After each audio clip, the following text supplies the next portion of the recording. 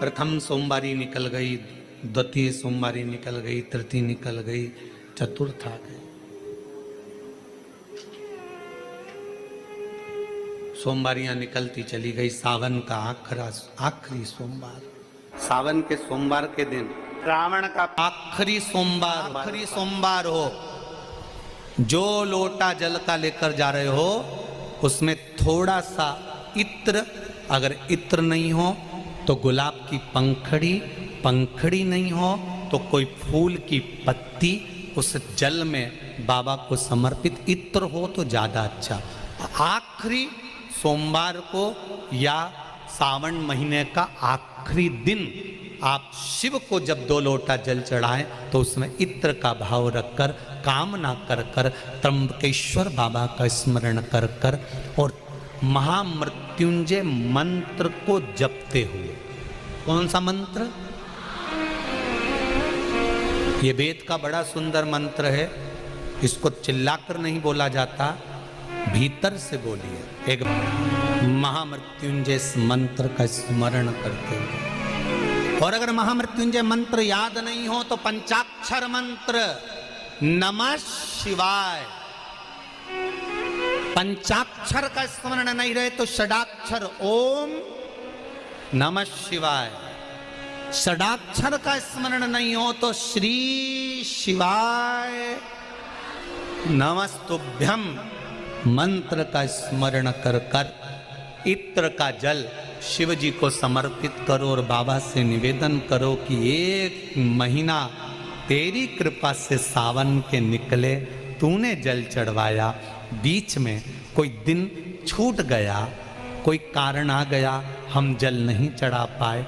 जैसे भगवान विष्णु एक कमल का पुष्प नहीं चढ़ा पाए थे तो उन्होंने अपना नेत्र निकाल कर दे दिया था, तो भगवान शंकर इतने प्रसन्न हुए थे कि उन्होंने अपना सुदर्शन चक्र दे दिया था। विष्णु भगवान ने नेत्र दिया, शंकर भगवान ने सुदर्शन दिया। तो भगवान शंकर से कहना, अगर बीच में कोई त्रुटि हो गई हो, सावन के महीने में कोई पूजा अधूरी रह गई हो, कोई त्रुटि हमसे हो गई हो और हम जल नहीं चढ़ा पाए हो, तो आखिरी दिन सावन के इत्र का जल चढ़ा देने से बाबा उस त्रुटि को समाप्त कर कर कामना पूर्ण कर शिव समाप्त, सारी समस्या का हल 1 लोटा जल। पर सावन के महीने में 2 लोटा जल। मालूम होगा कि ये सोमवार का दिन, सावन के महीने का सोमवार इतना प्रसिद्ध क्यों है? श्रावण के महीने के सोमवार का इतना महत्व क्यों होता है?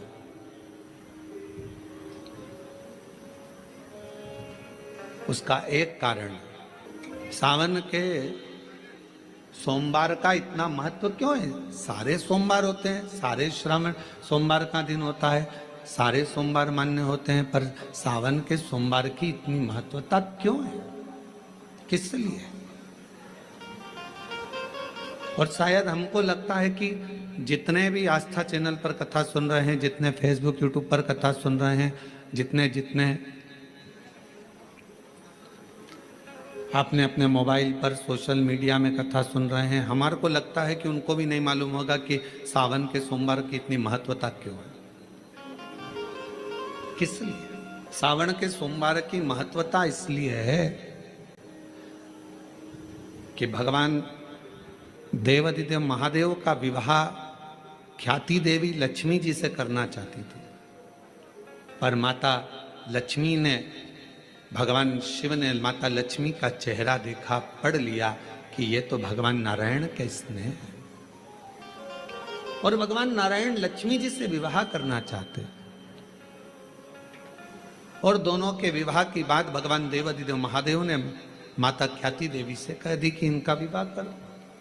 अब माता लक्ष्मी जी ने बड़ा निवेदन करा, आपने हमारा विवाह भगवान नारायण के साथ में कर दिया, हमारे मन की बात को रख लिया, बड़ी कृपा करी भोले बाबा, मेरा मन है मैं आपके चरणों की सेवा करूं, मुझे कोई सेवा आपकी बताओ।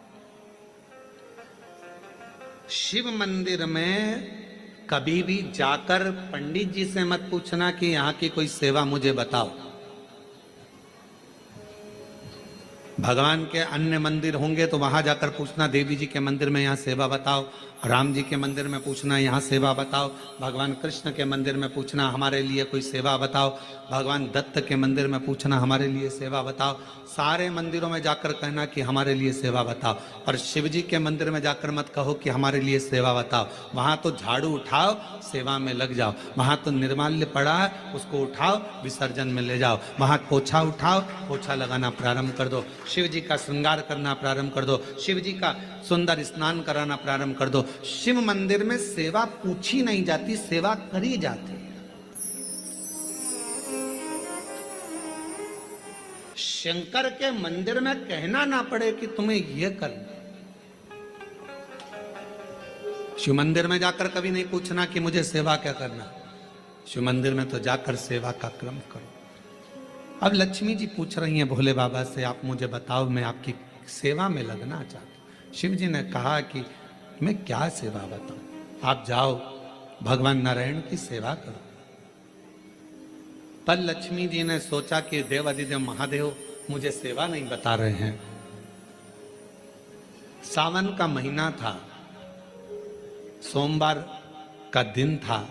माता लक्ष्मी पूरे सावन के महीने में शिवालय में जाती, शंकर जी के कैलाश पर्वत पर जाकर खूब सेवा करती। खूब लक्ष्मी को बुलाया, हे लक्ष्मी, पूरी दुनिया में केवल महासंबोधन मेरे नाम के आगे लगा है। लोग मुझे देव अधिदेव महादेव कहते हैं। सारी पुराणों को केवल पुराण कहा जाएगा, पर शंकर की पुराण को भी महासंबोधन से संबोधित किया जाएगा, शिव महापुराण। लक्ष्मी, मुझसे जो जुड़ा हुआ है, मेरे नाम के आगे महासंबोधन लगा हुआ है, लोग मुझे महादेव कहते। पर लक्ष्मी, तूने पूरे श्रावण के महीने में मेरी सेवा करी है, और आज सोमवारी के दिन तूने मेरी अविरल भक्ति को धारण करा है। बिना पूछे सेवा में, बिना दिखावे के तल्लीनता से सेवा करी है। मैं अपना महासंबोधन दुनिया में किसी को नहीं देता, आज तुझे दे रहा हूँ। और लक्ष्मी केवल लक्ष्मी नहीं रही, उस दिन से लक्ष्मी माँ लक्ष्मी।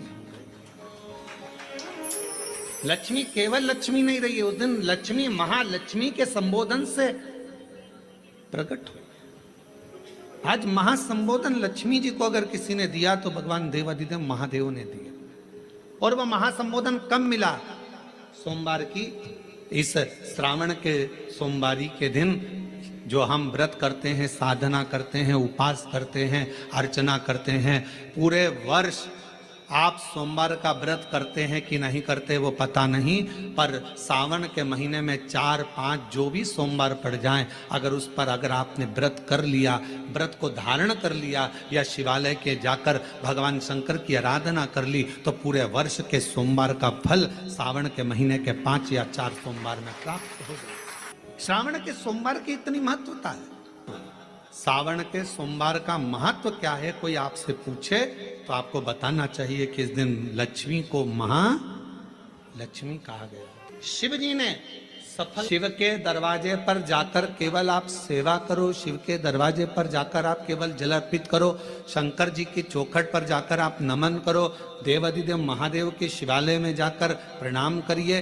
भगवान शंकर की चौखट पर, द्वार पर अगर आप जा रहे हो, 3 चीजें आपको मांगना नहीं पड़ेगी। जैसे लक्ष्मी जी ने शिव जी से नहीं मांगा कि मुझे महासंबोधन दो, लक्ष्मी जी ने नहीं मांगा कि मुझे भगवान विष्णु दो, लक्ष्मी जी ने नहीं मांगा कि मुझे ये देना। लक्ष्मी जी तो शंकर भगवान की सेवा में लग गई, तो लक्ष्मी जी को 3 चीजें अपने आप मिल गई। एक, शांति हृदय की, दूसरा दिशा, लक्ष्मी जी को कहाँ जाना है, और तीसरे नंबर पर सफलता। माता लक्ष्मी केवल लक्ष्मी नहीं रही, उनको महालक्ष्मी कहा गया। अभी तो कितना सुंदर है सावन का महीना, और वो महीना जो भगवान शंकर को सबसे ज्यादा प्रिय है, बहुत प्रिय। कारण माँ सती, माँ उमा, माँ कात्यायनी, माँ कुष्मांडा, माँ स्कंदा, माँ महागौरी, जितनी जितनी माता पूर्व में हुई हैं, जो शिव जी के साथ में ब्याही हैं, शिव को जिन्होंने अपना बना लिया था, उन सभी माताओं ने सावन के महीने में शंकर भगवान को प्राप्त किया था। और शिव जी ने सावन के महीने में ही उनको अपना बना लिया था। और ये बात भगवान शिव ने स्वयं कही। स्वयं भगवान शंकर स्वयं नंदी से ये बात कहते हैं, नंदी मुझे श्रावण अति प्रिय है। नंदी ने पूछा क्यों, तो कहा इस श्रावण के महीने में मेरी अर्धांगिनियां मुझे भजती थी, उनको मैंने स्वीकार किया था। और यही श्रावण के महीने में चराचर जीव, आप देखिएगा गर्मी के समय में छोटे छोटे जो जीव जंतु सब, जितनी गर्मी पड़ती है सब मर जाते हैं। बोलो मरते कि नहीं मरते? अभी बारिश चालू हो गई, बारिश चालू हो गई तो तुम्हारे घर में ऐसे बारीक बारीक नए नए डिजाइन के कीड़े मिलेंगे। घर में घुस जाते हैं तो शिव महापुराण की कथा कहती है, चराचर अचर जीव जंतु पशु पक्षी सबको मालूम है सावन का महीना चल रहा है, हमारे बाबा का महीना चल रहा है जो करुणा करने वाले, ये उनको भी ज्ञान है। उसको पशुपति नाथ कहते हैं, उसको भी मालूम है। अब जरा विचार करिए, जिस चींटे में कभी पर नहीं आते वो चींटे में सावन में पर आ जाते हैं। जब चींटे को पर दे सकता है तो सावन में एक लोटा जल चढ़ाने वाले को भी मेरा बाबा उड़ा तो सकता है, आगे बढ़ा तो सकता है, उन्नति की ओर ले जा तो सकता है। वो शिव तत्व है। उसी तरह भगवान तुम्हें एक बार का विभव दे देता है, एक बार का धन दे देता है, एक बार की दौलत दे देता है, फिर लोग उसको भोगने लगते हैं और भोगते भोगते आखिरी में एक दिन ऐसा आता है कि डब्बा खाली हो जाता है। डब्बा खाली होता है, फिर रोने बैठ जाता है, तकलीफ आई, फिर लोटा लेकर भागता है। शिव जी कहते हैं जो मेरे मंदिर में, मेरी कथा में, मेरे रस तत्व में हमेशा एक जैसा लगा रहता है, उसकी जिंदगी को भी मैं हमेशा उन्नति की ओर बढ़ाते बढ़ाते अग्रणता में लेकर चले जाता।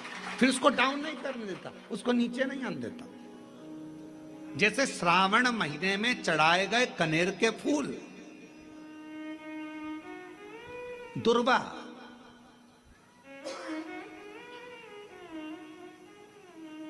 और हम सबसे कहेंगे, मान लो यदि कोई विशेष कोर्ट का केस चल रहा हो, कोई कोर्ट में कोई बातें चल रही हो, अदालत आदि में कोई कार्रवाई चल रही हो, कोई फाइल प्रशासनिक अधिकारियों के पास फंस गई हो और कुछ ना कुछ उसमें अपने को लगता है कि तकलीफ का प्रसंग है, तो हम कहेंगे शिव की आराधना करो, सत्यता पर जियो,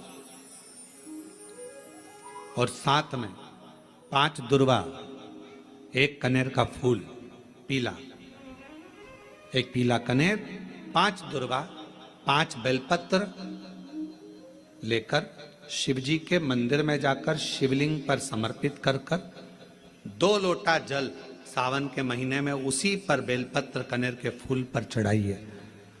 देवाधिदेव महादेव की कृपा होगी। ज्यादा से ज्यादा 6 महीना 7 महीना, इससे ज्यादा निर्णय आप ही के पक्ष में आएगा और शिव की कृपा से।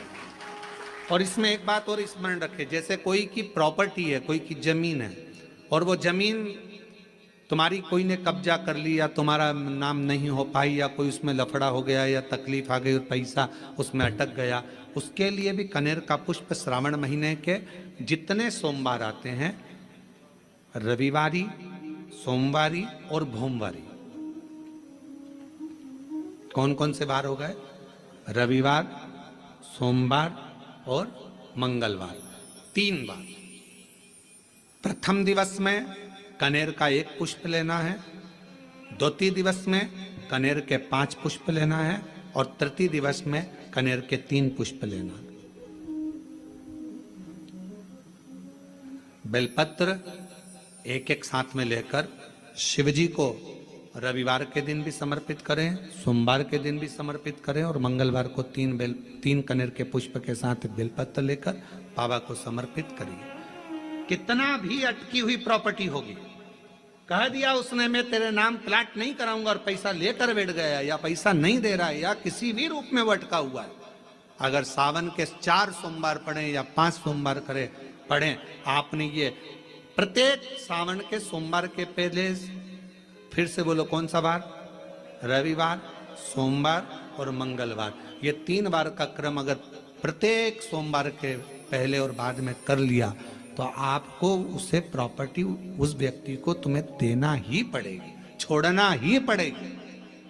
उसको खुद अपने आप में बेचैनी होने लगेगी, मुझे देना, बुलाएगा, आपको जाना नहीं पड़ेगा, खुद बस फोन लगाया आपने, भैया हमारा करा दो, हमारा करा दो, 2 बार 3 बार अगर बोला, चौथी बार वो खुद बुलाएगा, बेचैनी बढ़ेगी। मेरा बाबा उसको खुद खल बुला देता। शिव शिव है, उसको कहते सत्यम शिवम सुन, शंकर शंकर। वो नित्य कृपा करने वाला, नित्य